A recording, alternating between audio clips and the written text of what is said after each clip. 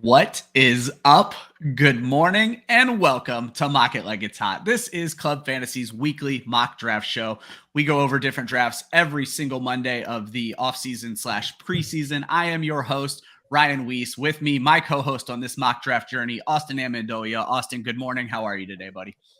Doing great. Spent some time last night crunching for this dynasty draft because I needed to study some new rookies, and I'm feeling as ready as you can be after watching like 2 hours of film.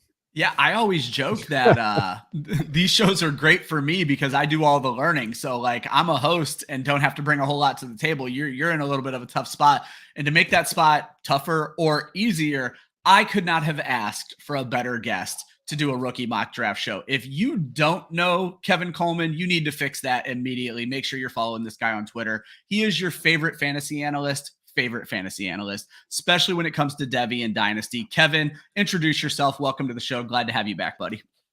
Yeah, man, I appreciate it. If I knew I was going to get talked up like this, I'd be on every week. I'm working here at FootballGuys with Ryan as well. And, we do a lot of rookie stuff. And I would be remiss not to announce, get the rookie guide from FootballGuys. It's free. We did 150 player profiles in January, basically. And so we've been kind of on these guys for a long time. And we've seen these guys and kind of know what to expect from them. I'm excited and I love rookies and Dynasty. And I'm glad you guys invited me on. I notoriously do not throw the word expert around very often, but Kevin, I will happily use it with you. And it's funny. You guys don't know, obviously, the behind the scenes stuff. So when I invited Kevin to the show, Kevin said he's ready for me to troll him throughout the show. But the fact of the matter is this: I'll troll you on every redraft show about every fucking fantasy tight end that exists. But when it comes to rookie shows, Kevin, you're my messiah. So I'm going to have you just basically leading the show. I'll be asking you most of the questions first because I know Austin's a whole 2 hours in on tape, but that puts him 2 hours ahead of me.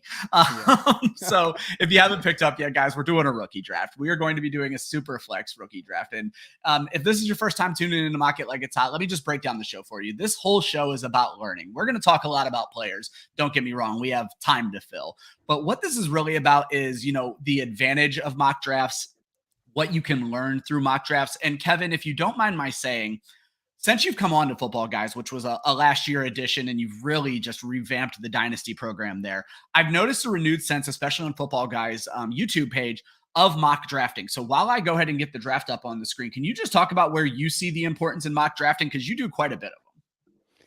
Yeah, well, first it's fun, right? Like it's always cool to jump in and do some mock drafts. I'm pretty indifferent. I think some people hate mock drafts. Just people at FootballGuys that definitely hate it. Like Jordan. 100%. I know that. He's like, hey, they don't. It doesn't matter. It doesn't matter. But I try to add with mock drafts, you're just fine. It's like keep, trade, cut, and these other things. You're just seeing where value is right now. If you have the 104, because you guys know, I see this a lot. I get a lot of because I wrote a big article about rookie values, and I went through every pick, what's valued. And someone's mentioned assigning players' names to picks is wrong. And I said, yeah, of course it is. But that's how we do it. It doesn't matter if you think it's wrong. That's how fantasy managers do it. Hey, 100%. I'm sitting at the 105 right here. I know in my head I'm going to get JSN or Gibbs. And that's without even seeing draft capital. We know that. Well, then other managers in your league do it too. So if you have the 105, that's what they expect. So then use it and then trade value. So for me, mocks are all about trade value. Awesome. They're fun. Don't get me wrong. I like doing them, but mocks are trade value. So on the videos that I do, I add hey, this is what this pick's being valued right now. If you're a vet, if you're a contender, go get it. Or, hey, these are the players that are there. So if you just do mocks verbatim, hey, here's a mocks. Yeah, they don't hold very much value. But if you look at it from a dynasty value perspective, then of course they hold value because it's about market value and how people think. And that's really what we're doing here. Yeah, I love that. Because the trade value, and we talked about this a little bit last week, you can't really break down trades in a mock draft itself, but we're going to talk a lot about that during this draft is where you see that value popping in. So I'm going to go ahead and get us started. This is going to be a 10-team mock.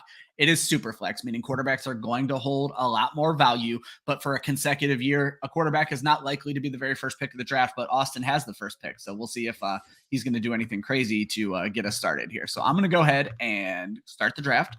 Austin, you are officially on the clock with that 1 minute timer.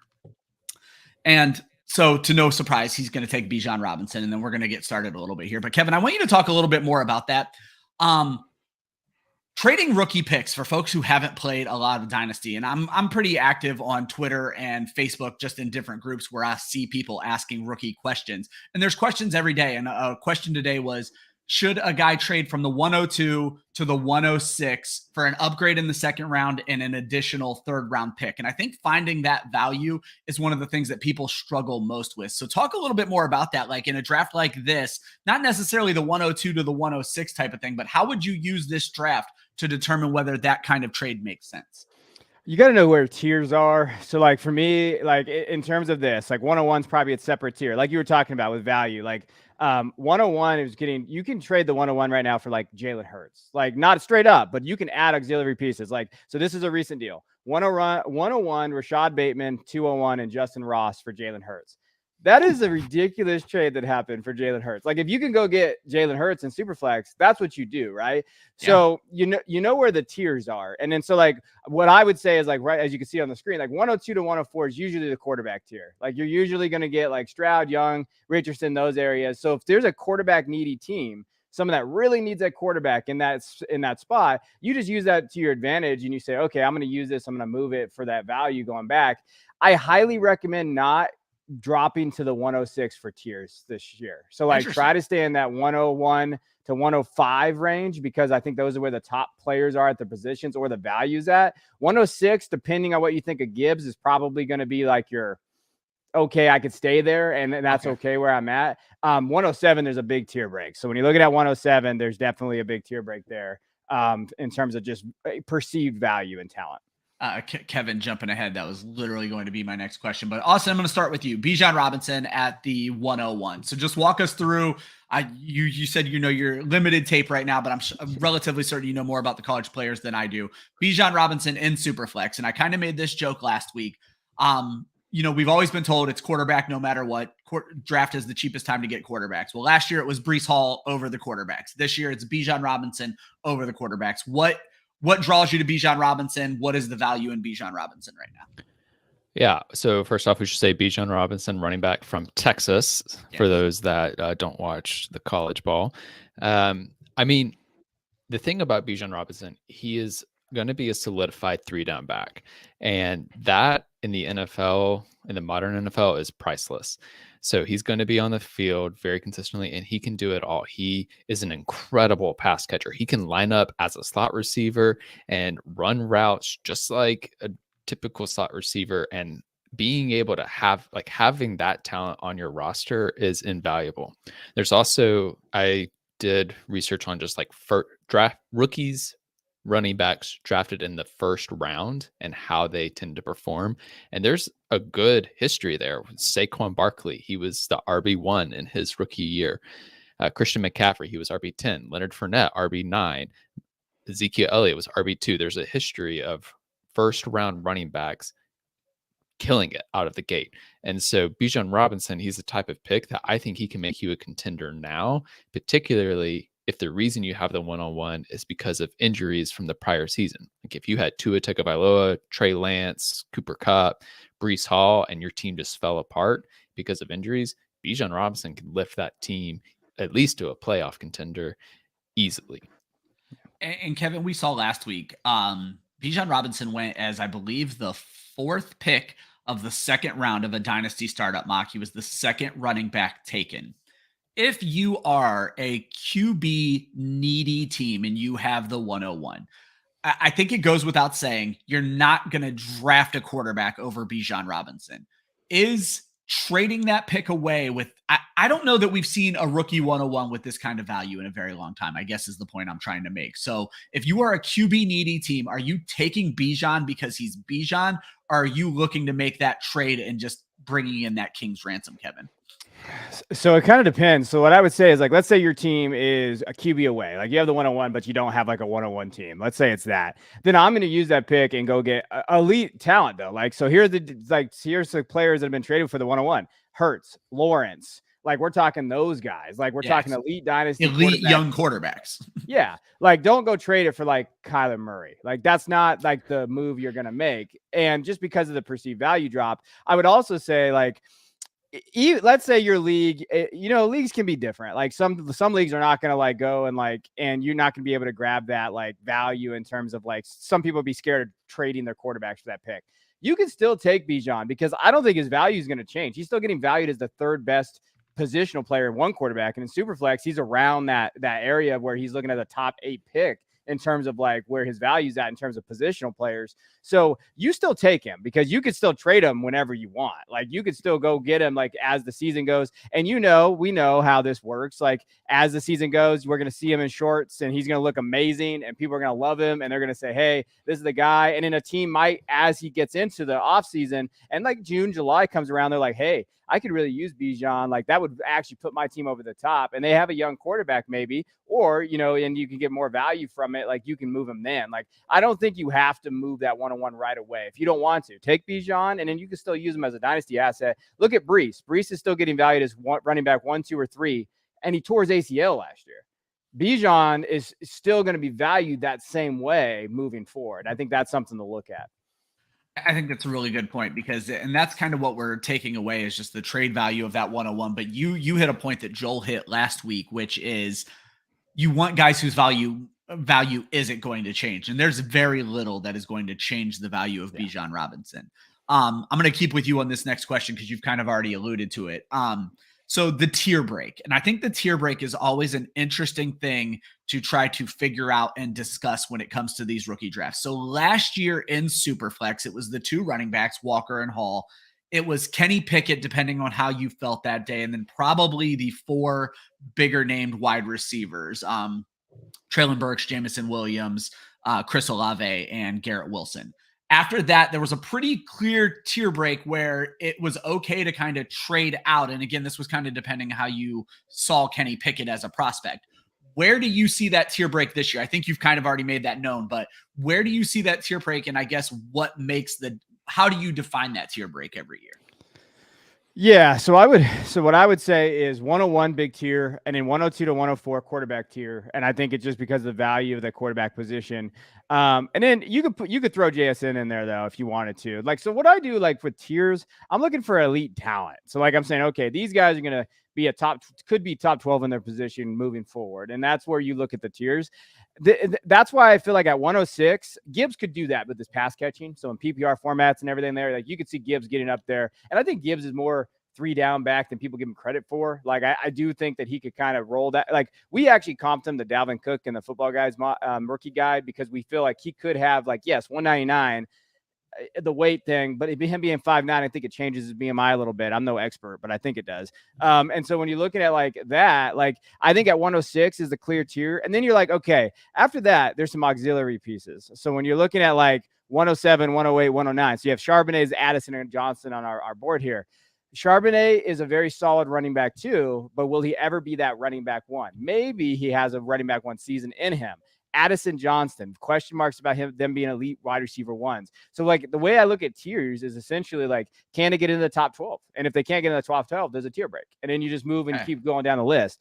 Shane, like I know JC Dynasty, he drafted him there at 110. That's legitimate. He thinks he can be a running back, like a low end running back 1 or running back 2, even with the size. Okay. So he believes that. So everybody's going to have their own tiers. But if he's in there, then you draft him there. Then you have Mayer and Levis and these guys. So essentially, tiers should just be based on your perceived finishes and what they're going to be in the future. And like that's how I kind of do it. And then tiers get weird in the 2nd and 3rd round. So you'll see it here. Like to me, like you're looking for guys that can be 3 down backs, guys that can be PPR guys. Like so, then you're going like once you get in rounds 2, like at the end of rounds 2 to like 4 or 5 in this case, if it's deeper, you're looking for guys that can fit a specific need in the NFL that can stay on the field and stay on a team. And then that's kind of how I differentiate after like that first couple rounds.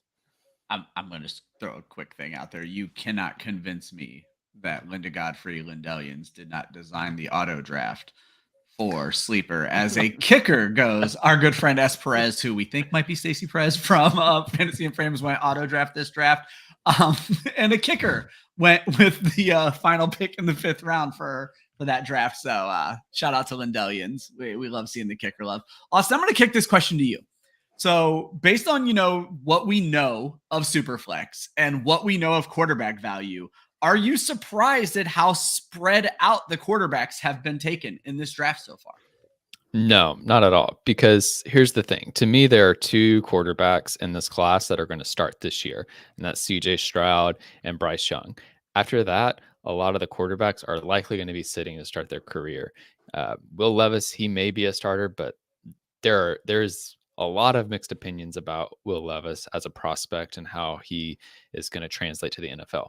Anthony Richardson, he's probably going to sit a full season, if not most of the season. So if you're not drafting CJ Stroud and Bryce Young, you're drafting for the upside and you're likely drafting for the future. And then outside of those top 4, I think you're getting perennial backups, and there's value in that to take it at the right time. But I don't think most of the guys outside of the top 4 are likely to be NFL starters. Hendon Hooker, that's a toss up there. There's been some whispers that Indianapolis might draft him. And if so, like, he could end up being in starter territory, and people love him as a locker room guy. But I think, to me, given where these players are likely to be drafted and where they're likely to play in the NFL, this kind of breakdown makes sense to me, even in a super flex league. We just had Chrissy Freud on our show, and she is a big Hendon Hooker fan. So to see him fall this late is kind of why I'm asking the question. Last year, Kevin, there was a lot of let me actually address something in the chat real quick. As my fearless leader, Josh, points out that I'm not letting JCJ make the last pick. That's actually intentional. All the players disappear when I let you make the last pick. And I have a really cool segment for the show that I want to do, but if I let the players disappear, we can't do that. So we're not doing that, Josh. Get off my back. And I am actually going to get all of the user questions because you guys have asked such great questions, but I still have a few more I want to get out here. I'm going to let Austin ask some questions as well so we can all learn from Kevin because he knows his shit. Where was I going with all this? Last year's quarterback class was a complete mess, Kevin, where the fantasy world really hyped up Desmond Ridder and Malik Willis, and then we end up having Kenny Pickett go as the only first-round quarterback. This year, it seems relatively certain we're getting 2 first-round quarterbacks for sure, probably a third.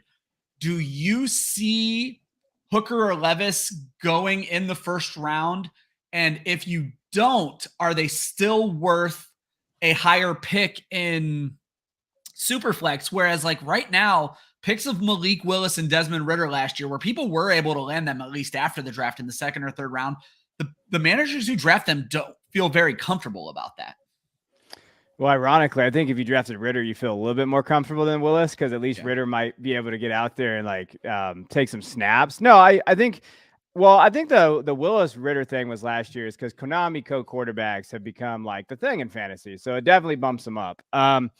As far as these guys, no, if I'm not getting Stroud, Young, or Richardson, I'm not drafting a quarterback. I think to Austin's point and to everybody's point in terms of quarterbacks, there's no upside in those guys. Maybe Hooker, if he goes to the third, if he's in the third, I'll take a shot on Hendon Hooker, but not in the second. And I've been the biggest Levis hater for 2 years. I've never understood the Levis love. I even wrote in the guide, I said, this dude is getting the most buzz for anybody that's the most mediocre football player I've ever watched on tape. And I really feel that way. Levis is okay, but why he's going at the late first, right? So one thing I've been really adamant, I've been telling people to do, if you're sitting at the 110, 111, 112, and Levis is still there, and Levis probably will go in the first round. So to answer your question, I would assume that he's going to go, I think he'll dip a little bit, but with Tampa Bay sitting there at 9, you have some teams that might take the shot on him if he goes in that late teens and early 20s.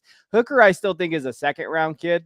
I mocked him to Tennessee in the second round when I went on the Fantasy Pros mock draft show. And I think those are kind of fits that you see from him, somewhere where he can sit and then hey, he kind of recovers from that ACL. But if you're sitting at the 110 to 112 and Levis is still there, but you're a contender and you lost dudes. So you lost, let's say you have Kyler Murray as your QB1 and you have an okay QB2, or you have lost Brady, or you have Tua and you're a little uncomfortable, or you have Lance as your quarterback too. I'm shipping the 110 to the 112 for a quarterback, and I'm going to ship it for Russell Wilson, Mac Jones, one of these guys that, hey, they're going to start. I'm going to contend, and I'm going to go for it. Whereas, if let's say somebody's at the 110 to 112, they maybe have a younger team, they're kind of rebuilding, and they don't mind taking a shot on Levis. That's where I think you go in terms of where the value's at, in terms of what you want to how you want a team build. But though that late first to me is all about getting some legitimate veteran guys. Cause you know how that is. people fall in love with these rookies at the end of the first, and they want to go up and get their guy. And that's when you can really extract the value. Everybody knows about the top 5, but there's always that guy that in your league that loves like Jalin Hyatt, or there's a guy that loves like, Michael Mayer falls, and he's like, hey, Michael Mayer is this guy, or Levis. Like, there are people that do like, I know his QB1 for some people, even analysts out there. So if that's the case, then you use it, and then you use it to extract that value, especially when you're on the clock. Not right now in April. Like, when you're on the clock, that is the time to strike. So that's how I would look at those guys. But if I'm not getting those 3 quarterbacks, Young, Stroud or Richardson, I'm probably not drafting a quarterback. I think that's a really good point. And that's something that every dynasty expert I've ever talked to, and I reach out to these people and ask my dynasty questions. Kevin could show you DMs from me.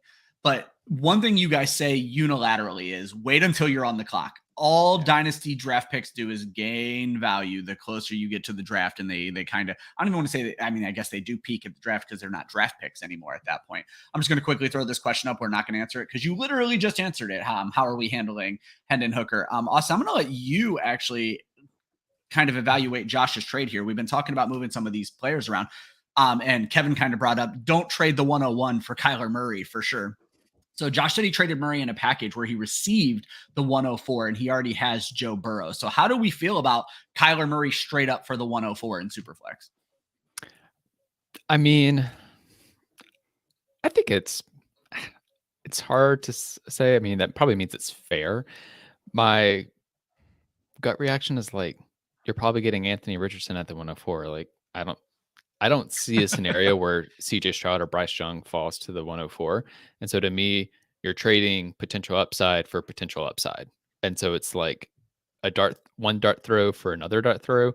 Maybe in that scenario, I'd rather have Anthony Richardson because he's younger, he's bigger, and so probably not going to get hurt as much. And so if you're at a space where you're trying to just assess like which of these guys am I willing to bet on, I see the argument in taking the 104 and going with Anthony Richardson.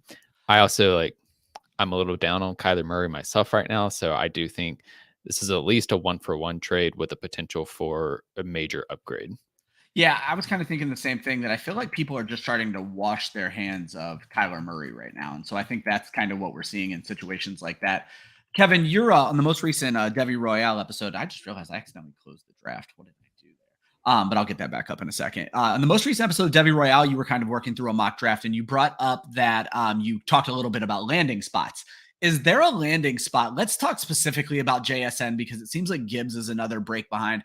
Is there a specific landing spot for JSN where you think in your more common drafts, you could see him get boosted ahead of 1, 2, or even any of these 3 quarterbacks?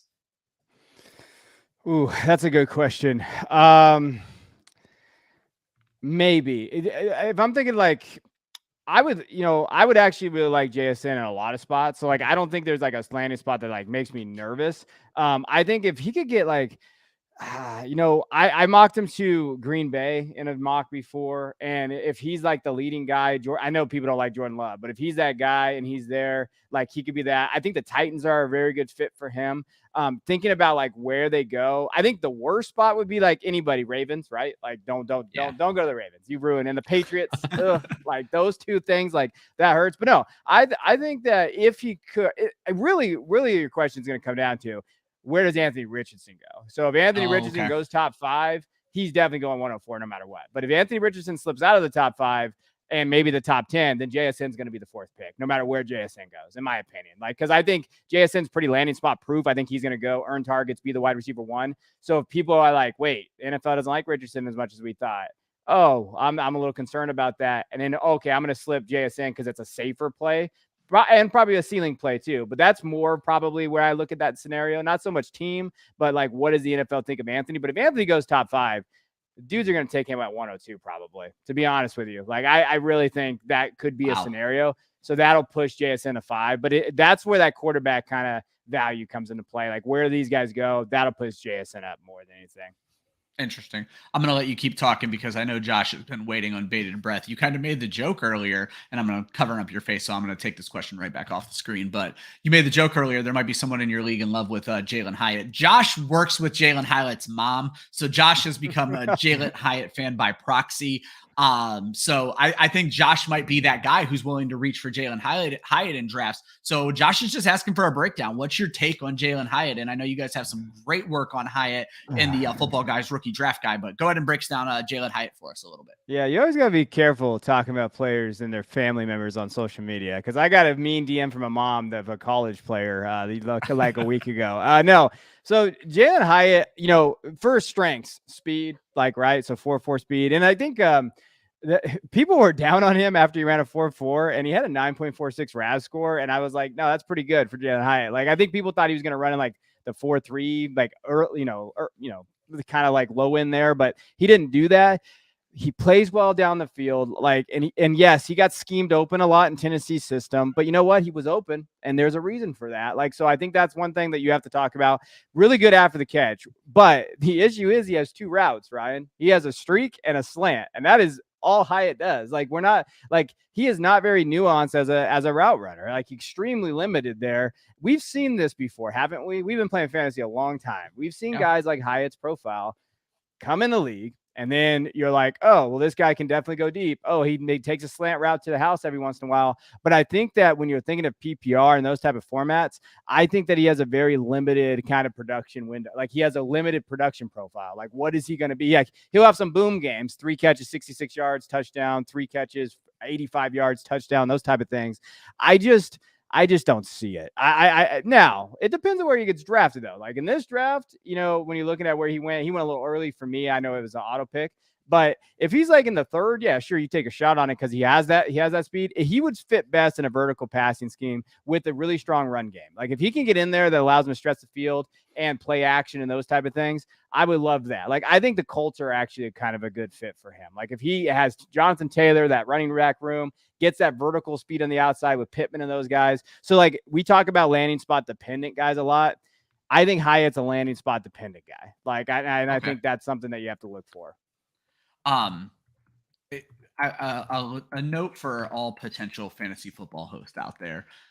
Get great guests, because Kevin is answering questions before I even have a chance to ask them, because I was going to lead into where would you want to take him in a draft, and you just kind of knocked that right out of the park. So Kevin, kudos as always. Austin, I'm going to ask you one more question, and then I might actually, if you have any questions for Kevin, I'm going to let you chime in, but I have one more question for you.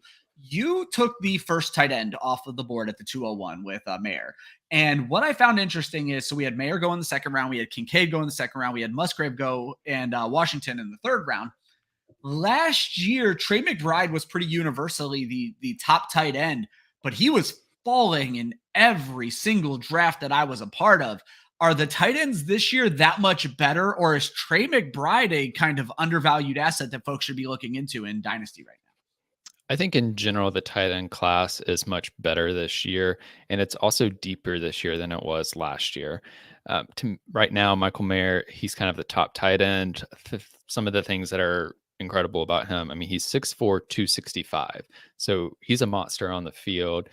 He's a hard player to bring down once he gets the ball in his hands, and he's a great pass catcher. He does a lot of underneath route running, beating zone coverage, kind of in that Travis Kelce mold. So I really like Michael Mayer for that.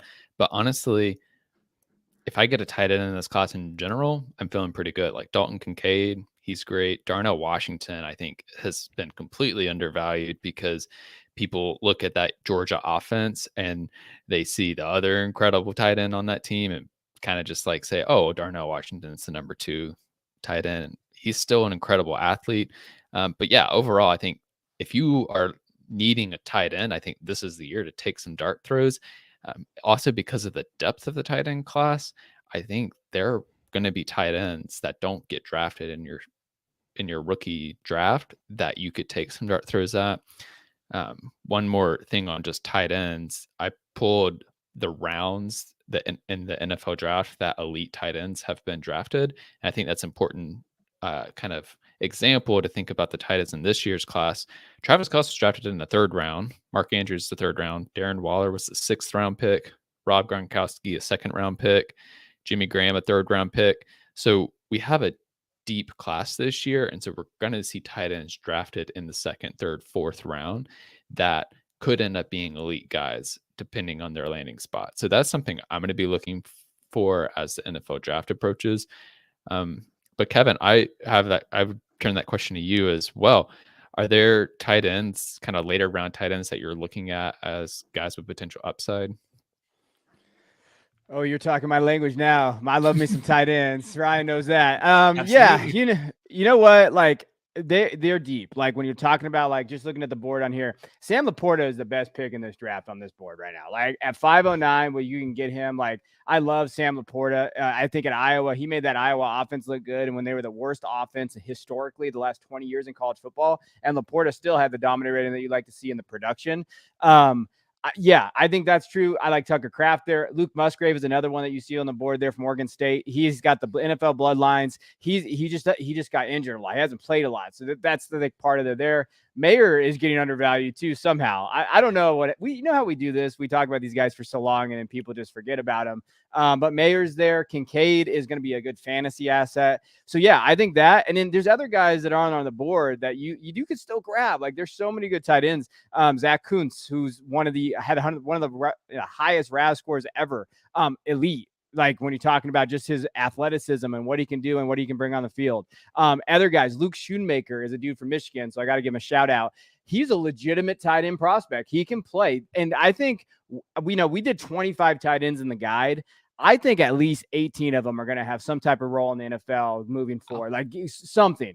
Not necessarily fantasy role, but they're dudes and they can play in the league and they are there. And I think one thing too to note for everybody out there that doesn't really necessarily watch college, a lot of these tight ends are fifth-year guys because they all stayed with the extra COVID year. That's why we have so many of them out there. But that's why they're also so mature and they're going to be ready to go and play. Like they're plugged in. They're going to go boom. They're going to be in. They're probably the most developed tight end class we've seen based on that extra year. So that's a lot of exciting. And then in the NFL, like Sigmund Bloom, and then we're talking about this a few weeks ago on their pod. The NFL is really moving to 12 personnel heavy schemes. Like that's really where we're going. This class fits that. Like this class is 12 personnel heavy schemes. Darnell Washington, guys like Luke Ford, Josh Wiley, Cameron Latu from Alabama, Britton Strange from Penn State is another name to keep an eye on. Like these dudes are going to fit what the NFL is going to. So that's why you see such a depth. And like this is the class that's going to kind of re-solidify that tight end position of guys. I don't know how many elite guys there are, but they're definitely guys in that tight end 2 range where like you're comfortable drafting late or picking up on the waiver wire. I love it. Austin, before I keep the show going, are there any other questions that came up for you during the draft? Let's pick Kevin's brain as much as we can here because this has been a great show so far. Yeah, for sure. So coming back to the Jalin Hyatt conversation earlier, I thought you taking Mims over Cedric Tillman was something that caught my eye because Cedric Tillman was the other receiver in that Tennessee offense. And I saw him more as kind of the route runner in that offense, doing some more of the dirty work underneath. And so I'm curious if you're looking at Cedric Tillman, what are your thoughts there? Cedric's fine. I think with I'll take the upside on Mims because I do think Mims might get pushed up a little bit in draft. And when you're looking at Mims, he was a producer for 3 straight years, 3 different quarterbacks, 2 different offensive coordinators, essentially. Looks really good, speed and ball skills to stretch defenses, those type of things. Tillman, he did have a good athletic score. So when you're looking at that, he had 1 year. Like when you're looking at it, he's not really a burner. 4.54. That's okay, but not necessarily something that you really want like progressing forward in the second round of where he's at. Late limited production window, like that 1 good year, and he's also a 5th-year guy. So we're talking about an older prospect as well. So we know analytics going to hate him, but like older prospect, redshirt senior, and in like what role and where does he fit? So like for me with Tillman, and I like Tillman, I think he's going to earn targets. I just don't like where he's getting drafted right now. If where does he go? Like he works really well in the intermediate area of the field. I think he can go up and get balls, and I do think that he's going to have like a very solid career. We comped him to Terrace Marshall as like his comp, and from an athletic standpoint and like a physical standpoint, that's really what he was. Obviously, Terrace definitely disappointed in the league. From a fantasy football standpoint, that's the kiss of death. So. Yeah. And that's a problem. But like for me, Mims is the kind of that guy in the 3rd round. I'll draft. I've been calling him discount Zay Flowers all offseason because Zay is kind of getting pushed up a little bit. And then like if you can just wait around, go get a running back in that 2nd round or whatever and get Mims. I think Mims, good ball skills. I think he's ability to work in the open space. He also, thing about Mims is people just think he's a slot guy, but he's he's worked primarily on the outside. Like he actually has limited slot experience. So imagine what a team's going to do if they can use him in the slot and able to kind of move him around. They schemed him away from a lot of contact on the offensive line. I think that's a lot because of his play strength. But if they can use him and they move him around and get him in that slot and teach him kind of ins and outs in terms of like, route running, those type of things, because that's something he's going to have to work on a little bit. I think Mims could have that ceiling play, right? And that's what I'm looking at. Tillman, what is he, right? Like Tim Patrick-ish, where Mims, like we comped him to Curtis Samuel. Hey, maybe he has that role in the NFL. Now, he's not going to run the ball because he's not big enough. But I do think that 4.38 40 really kind of pushed him up for me. And just his ability to kind of go in and out in terms of on the outside and inside. So he's versatile, and he's not that one-dimensional slot guy that we see a lot of these guys in the third round. So I'll take a shot on Mims upside there. Austin, anything else you want to throw in? Yeah, I think we should touch on the running back class because we talked about Bijan Robinson, and then there's a bunch of other running backs. And that's another thing about this class is the running back class is pretty deep. So, Kevin, the way I've been seeing is Bijan Robinson's kind of in a tier of his own. And then you've got the Jahmyr Gibbs, Zach Charbonnet, Devon A-Chain kind of in that next tier. After that, I feel like we have a lot of running backs that they don't all do everything well. They usually have one or two things that they kind of specialize in, and it depends from player to player. So I'm curious, once you get outside of those top four running backs, how are you assessing the difference between the second and third round running backs, the Zach Evans, the Tajay Spears, the Israel Abanikanda? How are you assessing differences and figuring out who you want to target there? And one thing I want to throw out real quick before you answer, Kevin, is if you look at Kevin's draft, which let me highlight right now. Yeah. He went wide receiver. So he kind of answered a lot of this with his drafting too, but keep going, Kevin. So the chalk answer is I'll let the NFL tell me based on draft capital, but you guys deserve more. So like what I will say, like Scott Barrett from Fantasy Points brought this up the other day, and I thought it was an interesting point. He's like, hey, it might be deep, the running back class, but I think that there's value in the wide receiver position in terms of these drafts. And I think I agree with him there. If I'm looking at Gibbs, Charbonnet's in there, I like to go ceiling, but also when I'm getting in the second and third round, give me the guy that can be a 3-down dude. So give me a guy that can, and I always do this, and I know it's after the draft, but like I'm always looking for guys that are going to be can be second or third on the depth chart. Like, okay, where are they at in terms of their NFL depth chart? And where, like, they're one injury away from being the goal line back, or they're an injury away from doing that. And I think that plays a role in this. I have a problem also drafting like problem backs. So like I love Zach Evans. Zach Evans has been a kid that I've liked since his freshman year. Zach Evans is great on the field. Off the field, he's an idiot, and he's caused a lot of issues off the field. And part of that is run into his production. That's why he got benched this last year, really, for Judkins. But if you take Zach Evans was getting mocked at the 104 last year. Now he's getting the second round. So if you see ceilings, right? If you say, hey, I like Zach Evans, I think he can be a 3-down guy. And from a film perspective, he can be. Then I'll take a shot at Evans. Spears is another one. Like those two guys are guys that can be elite pass catching also with Spears. Spears is an elite pass catcher. He's not just a dump guy. He's not just a swing guy. Like he is elite. Line him out outside, over 200 pounds. Those guys to me kind of separate themselves a little bit. Kendre, athleticism is going to be a question mark there. He's a big guy, but he to me is an early down back red zone guy.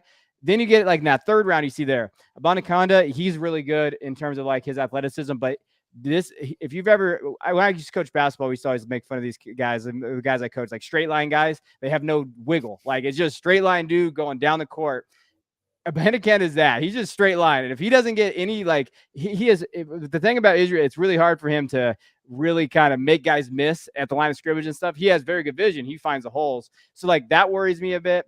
Bigsby, Roshan, those guys. So when you start getting down here, like I took Eric Gray in the fourth, dude, he could be a 3-down back. Like, and he separated himself at Oklahoma where he was, and he could do that. And he held off two very good freshmen this last year in Javonte Barnes and Gavin Sawchuk, guys that were really good. And they said, nope, we're going to just keep giving it to Eric Gray. And he had over 1,200 yards rushing, and he can catch the ball. So like, that's how I look at these late round running backs. And then I don't mind taking some risk either. You're going to miss on some of these guys. So like Evans, if he's sitting there at the late second, or Spears, right? Like, okay, I'll take a shot at Evans and grab him. And if I miss, I'll just move on. Because there's the running back position is one of those things where you can grab some of these guys late and Damian Pierce's of the world, and these guys that we've seen throughout the last 4 or 5 years, where you can still get value for them. I think that's a great answer. So now we're going to do the reason I'm here, and I'm going to give Austin and Kevin a little bit of time on this one. So the whole reason I paused the draft where I paused the draft, and we learned last week that if you let the draft finish, the players go away. And there are folks like myself who in every dynasty league that I'm in, I trade away almost all of my rookie picks. I want established pieces, and I usually end up with thirds and fourths and things like that. However, I typically have a 5-player taxi squad that I need to fill up at the end of the draft. Based on who was taken in this draft, 50 players deep, and we've talked about this before, a typical rookie draft is 50 to 60 players deep, Kevin. Who has not been drafted yet that you think should be the players in this kind of class that people should be looking for as waiver priorities? Who are people you were shocked have not been taken yet? Yeah, so I love this question. A.T. Perry, a kid from Wake Forest. I know I have Perry. We have Perry ranked pretty high in terms of the guide, but this kid, Cecil Laramie from Denver, they said Denver really likes him. They comped him to Tim Patrick. He said, hey, 6'3", 198. A.T. Perry being on the board still, I think I almost took him when I took Rakeem. Good size. He has a 3-sport background. So he played basketball, football, baseball. Like he's an elite athlete, track guy. And I think one thing that he does really well is like he's a hell of a run blocker. He would fit really well in like a Shanahan offense, something like where, hey, you're going to use him in that kind of that West Coast kind of physicality stuff there. Really good at point of attack, gets up and goes, gets it. He's your prototype, like possession guy. Yeah. But we like that in fantasy. Go get it. Go get me some catches. Go get me some targets and do that. I think A.T. Perry would be on my list. And then Zach Kuntz, the tight end from Old Dominion, he wasn't off the board here. I think just based on pure athleticism and Raz, I'll take a shot at him, and especially at the tight end position. Like that's the thing. You have to decide in this stuff in your rookie drafts. Since there are so many good tight ends that probably, if it's not premium, are not going to get drafted, do you just take the running back and wide receiver and then go after them in the waiver for tight ends? I don't think that's a bad strategy. I think there's some guys there you just go after and you save your draft capital on. Yeah, we noticed that a lot last year. Guys like Jake Ferguson and even Chigakonkwo were guys who were available after the draft because nobody wanted to touch them. And now Jake Ferguson potentially could be the starting tight end in Dallas. Austin, any names jump out at you? Yeah, a few. I mean, from the receiver perspective, I know Jonathan Mingo is someone that a lot of the draft folks, they really like. He's a receiver out of Ole Miss. And then some guys that Kevin mentioned earlier, like Luke Schoonmaker at tight end out of Michigan, he's still on the board. But some other ones that are interesting to me, I mean, I think if you are looking to just build some depth at quarterback, as some backup guys that may get a starting opportunity or a fill-in opportunity, I actually am interested in stashing Matt Stugan out of TCU. He's kind of a dual threat quarterback, and that's something that we love to see in fantasy. And then really a deep one, and particularly if you're in a 6-point passing touchdown league, I like Jake Haener. He's not going to be like a starter most likely ever, but I could see him having like a Taylor Heineke type deal where all of a sudden he gets some starts because he is like pretty accurate when throwing the ball and he's a pretty solid pocket passer. He just doesn't have the athleticism that NFL quarterbacks have where he's going to be working outside of the pocket. But if he were thrown into a backup quarterback situation, I'm fine having him on my roster and think that could get a little interesting depending on his landing spot. If he's with a bad offensive line, I'm avoiding it altogether. But if he is in a system where he has a good, like a San Francisco 49ers situation, again, like where we had, I can't even remember his name right now, Mr. Irrelevant, Brock Purdy. Yeah. Starting last year, like that was a situation where you can insert a late round quarterback and they can be successful. I think Jake Haener is in that similar mold where if he gets in the right system, he could thrive as a backup. There you go. I'm just going to let the auto pick happen. I'm going to guess JC doesn't realize I put him back on the clock, which is absolutely fine. That was the whole point of the show. So the last pick is going to be an auto pick. It'll probably end up being A.T. Perry. I think he was one of the higher ones on the list. So we'll see how that goes. Kevin, I'm going to have you here in a moment talk a little bit about just the stuff you've been doing with Football Guys. One of the things that I brought up earlier in the show is you have been someone who I've seen, do lots of mock drafts. And one of the things I really, really like is a rookie mock draft takes 15 minutes. We've drugged the show on for an extra half an hour, but this draft was done 15 or half an hour ago. Like literally the value you can gain from the limited period of time is what I really hope folks take away from the show. But Kevin, I'm going to have you talk a little bit about Devy as well. But before we do any of that, let's finish up what we need to talk about with this mock draft. So Austin, I'm going to pop you up on the board here and just kind of talk about your 5 picks, why you made these guys, if you were happy, if there was someone who got sniped, just the normal stuff we talk about at the end of the mock draft. Yeah, for sure. So Bijan Robinson, we already talked about him. He's the best player in this draft from my perspective. So took him at the first spot. Michael Mayer, I think he's the best tight end. I probably could have waited and gotten some more value on tight end there, but I wanted to go ahead and shoot my shot there. And then there were other tight ends on the waivers that you can run at. Kayshon Boutte, I mean, first off, just the team name possibilities. There you go. Are incredible. Fantasy football is supposed to be fun, people. Exactly. But second off, I really like him as a prospect. I feel like he's kind of going at a value right now. He's a zone beater, and I think that's going to be good for what you want for fantasy football. He's able to get open pretty easily, and he has a little bit of contested catch in him, but primarily I've seen him working in zone coverage. And then my last 2 picks were kind of taking shots at that running back depth and picking some of my favorite athletes. So Kenny McIntosh out of Georgia, he's not a major pass catcher. He's primarily going to be a first and second down and red zone running back. And, I'm okay with that given that I'm taking him in the 4th round. And then Mohamed Ibrahim, I just remember watching him destroy the Nebraska Cornhuskers because my partner's from Nebraska. So we watched Cornhuskers games, and Mohamed Ibrahim just tore them up for 4 quarters. And I was like, okay, this kid, he's got some upside. He can carry the rock for 20, 30 touches. So I like him. I like his upside. And, at this point in the draft, 4th, 5th round, I'm shooting for upside, taking some dart throws, and I'm willing to take that shot on Ibrahim. Before we move on to your team, Kevin, I want to go back to Kayshon Boutte because this was a guy who I saw in my early skim of people's rankings, relatively high rated. And then the combine just destroyed him, literally destroyed him and his value.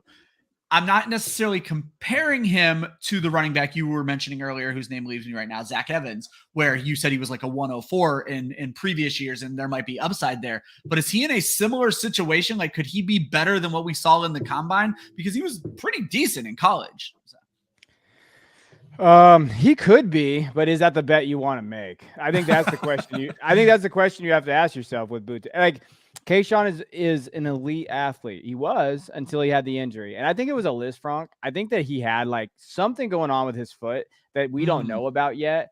I think that really did hurt him. And he has real maturity issues. And I think that's the question you have to ask yourself. He almost got kicked off the team last summer. He didn't like the coach. Then, and I try to give him benefit of the doubt. All right, Brian Kelly is a dickhead. If you know anything about Brian Kelly, he is one of the biggest dickheads in college football. Okay. Then, hey, he's kind of struggling this year. Well, he just had a baby. So, and people don't know this. He had a baby November or October. And as Ryan knows, when you have a baby, it's a whole different ball game. And you're a young kid in college football. So, I tried, and maybe I've made excuses for him. And I was like, hey, you know what? I still remember the talent. I saw him as a freshman and sophomore before the injury. He could be the wide receiver 1. But I think the thing and then he had, I don't know, the rumors are flying on why he actually declared, because he was going back to LSU. But then apparently there was something going on at LSU to where they actually said, hey, you got to go. And so he left. And so then he goes to the combine, and, you have your most important job interview and you didn't prepare for it. Yeah. And then he doesn't run in his pro day. So he didn't run at his pro day recently. And to me, that just screams stay away. I hope I'm one of those guys where I hope that he does it. I hope that he proves everybody wrong and he comes out and kicks ass. But to me, I'm just staying away because there's too many red flags for me to draft that kid. Perfect. I'm going to ask you a little bit different question because you've done a ton of these rookie drafts and conceivably you know more about the rookies than everybody else in this draft. You won't say that. They won't say that. I'll say it. Did you see insane value with any of these 5 picks you made? Were you shocked? JSN went where he was supposed to go. But with the other guys, were you like, holy shit, I can't believe these guys let these guys get to me? And so I guess my question is there an edge in some of these lesser, I don't want to be mean, and drafting with people who aren't a bunch of fantasy experts? Well, there's always an edge, sometimes in terms of a lot of people are just now tuning into rookies. which is totally like normal behavior. We're not, they're not like us, like just degenerates. So like, so yeah, of course there's going to be edges in terms of that. Cause I think still, if you haven't really dived in the rookies yet, you may not know certain testing numbers and you may not know some of the things that we kind of know, other red flags that we know.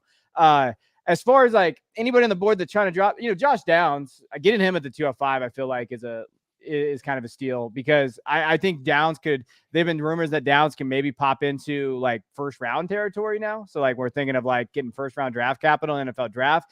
I know he's come on a lot. So when you're thinking of what he's been able to do, he can go in any passing scheme too. He's very versatile. I don't think he's landing spot dependent either. Separates really well. The thing about Downs too, as a sophomore with Sam Howell, he had 1,300 yards and 8 touchdowns. But the thing with Downs is he played inside and out as well. So like he kind of has that same thing with Mims and they have this pretty much the same framework. So I'll take Downs there. I like the Mims. They're pretty much the same kind of profile. I don't necessarily think I got great value in everybody else. They probably where they go, but Downs would be the one. Like I'll take Downs at the 205 in every draft I'm in at this point if I can get that. Perfect. And Kevin, before we get out of here, obviously, you've called yourself a degenerate. We're all kind of degenerates when it comes to mock drafting in March and April. But you play in maybe the most degenerative fantasy football type there is, and you may be one of the leaders, the forefront. You guys and your crew over at the Devy Royale, a website that you founded. Talk to people about Devy. Talk about how it's different from Dynasty. And since it's a mock draft show, how does drafting for Devy work? Like, when do you guys draft? How many rounds is it? Like, how the hell does that work? Yeah, Devy's not like crazy. I like to call it more of like a pipeline. Like, it's more like, all right, I want something a little bit more with my dynasty team. So we're going to add some college players, and it can work in any different format. So like, if you're interested out there, if you've never done this, I have bylaws, like template bylaws for everybody out there. It shows you exactly how to do these type of drafts and the easiest way for entry level people. But essentially, if you do a startup, what some people are throwing in like college players into the startup, which I highly don't recommend if you're new to the format, because trying to figure out where the hell to draft Caleb Williams in a startup compared to like Kyler Murray is one of the hardest things to do when you're first starting out. So like, do a startup. So I usually do a normal 28 round dynasty startup, and then we do Devy drafts after the startup. And so we usually have the picks inverse. So like, if you get the 101, you're going to get the 112 on the Devy side. And then essentially we have 2 drafts, and who doesn't love to draft? Like, that's kind of like, you get more drafts. And so highly recommend, if you're going to do Devy, do like 1 to 2 rounds the first year and like do a simple league. And then you just dive into it. So for example, like when the draft's going at the 101 right now in Superflex, Caleb Williams, the quarterback from USC, is going 101. And then you just get to draft these guys. And I think the misnomer about Devy is like, these guys, you don't have to worry about them in college football. Like, you don't need to do college fantasy. You don't have to do any of that crap because that's a lot for some people. This is just another tradable asset. And I think for us in Dynasty, strategy is like the fun part. Like, I know it is for me. Like, strategy is like, hey, how to do this. So like, I have Caleb Williams on my roster, but let's say I'm going for it, and I can use Caleb Williams in a trade now and go get another quarterback, or go get somebody out there, an asset. Like like in our league, I saw in one of my Devy leagues, actually this recently, about a couple weeks ago, Caleb Williams got traded for Jamar Chase. And that's an insane trade. And people who like don't play the format, like, what the hell are you talking about? But to me, it's exciting because it adds just another strategy and keeps your leagues kind of going still. Yeah. And then everybody out there, if you do that, if you do like a separate Dynasty and Devy, the next year you need to combine your rookie and Devy drafts. So for example, let's say you have a 4-round, just like we just did, a rookie draft, 5 rounds, whatever. Combine it. So like, there's always guys that don't get drafted in Devy drafts that pop off, like Javonte Williams and these other guys that like came out of nowhere. So they're in their rookie draft, and then you have a Devy draft. So you get to draft anyone you want, anybody that's available, and it adds to it. And like, so you have to decide: do I take Javonte Williams, or do I take that stud quarterback coming next year, like Malachi Nelson from USC, or some of these younger guys, if you know them? Do I take those guys? And I think that's what adds like the strategy part. And the biggest thing I say is like, it's not anything more than you're pretty much already doing. As long as you're following the right people or you have the right resources, you know these guys pretty well. And you don't have to watch college football every Saturday. Because I know, like, my wife makes me pick. what day are you going to watch football today? And then it correlates with like my kids' softball or soccer or whatever the hell they're doing that weekend. And so like, I know that college fantasy can be a lot, but if you just do this, you just add that little bit of like, hey, I know these top guys and I know where they're at and I can use them as tradable assets. I think it's a lot of fun because there's so many strategies you can do. You can do like straight dynasty and like, screw my Devy picks. I'm going to trade them all. Like you do, Ryan, with the rookie picks, and you just build a roster. And I've had guys in the past that they just build through their entire Devy squad. So for 2 years, they absolutely suck. And then by that third, fourth year, they're just loaded with all this talent on their roster. And like, so I think it just adds a little bit of like degenerateness that we like, a little bit of more like, hey, let's know these guys. But it also, you're not drafting like college stats. Like you don't have to worry about who the running back on, Ball State is. Like you don't have to worry about that. You can just focus on these top guys coming in. I love that. It's such a good way of describing it. And that's why I love having ambassadors like you describe it, because for folks like me, I don't know what I don't know. And so for you to explain it, that you don't need to know college, it's another tradable asset. And for someone like me, that's an appealing thing to hear because I love tradable assets. Kevin, thank you so much. We could not have asked for a better show. This was one of the most informative rookie shows I've listened to this entire time. And I love being the host because I just got to listen the entire time. Austin, I owe you an apology. This happens every time I have a great guest. I never let my co-host talk. You and Josh can lament. It just happens that way sometimes. So Kevin, tell everybody what you're working on, where you work, where they can find you. Give yourself a nice little autobiography to end the show. Yeah, you can find my work. I'm doing a lot of video content for FootballGuys right now, and I'm doing some articles, but I've been lazy. So I got another one coming out this week. He's trying to pawn it off on me. You don't want me writing Dynasty articles, people. So I got one coming out there. And then you can always check out our YouTube channel for the Devy Royale if you do like college football. We do 5 videos a week on there for college football and rookie stuff. Kind of keep it to that area. And we have a Patreon. We're pushing for 150 patrons this month, so we're getting pretty close to that big number for us. And there, it's $3 a month, or you can get for a year. We have what we call the College Football Manifesto. So we do breakdowns on every team in the Power 5. Depth charts, player outlooks, and battles, spring battles, and then plus other content on there. It's all for $3. And we have a podcast-only episodes. Me and Jay Stein, he's at FootballGuys now. We do analytical breakdowns every week, all kinds of different content. Go check that out. It's pretty much the cheapest thing in the space for anything that's paid with the content that you get for it, plus a Discord, so we get the chat. That's where I spend most of my time now. I don't really spend my time on Twitter anymore. I just spend it on Discord. I stay away from the Twitter streets. Well, and give the people what they're paying for. I will go ahead and get that linked into the description as well. Josh is telling you to drop it in the private chat, but I'll make sure I get it linked in the description when I go in and add the bookmarks at the end of the show here. So Austin, tell everybody bye. Yeah, a fun show. Kevin, thanks for joining us. You can find me on Twitter at Austin_FFL. I'm not writing a lot right now, mostly doing this Monday show, but catch me for some DFS stuff when the season rolls back around.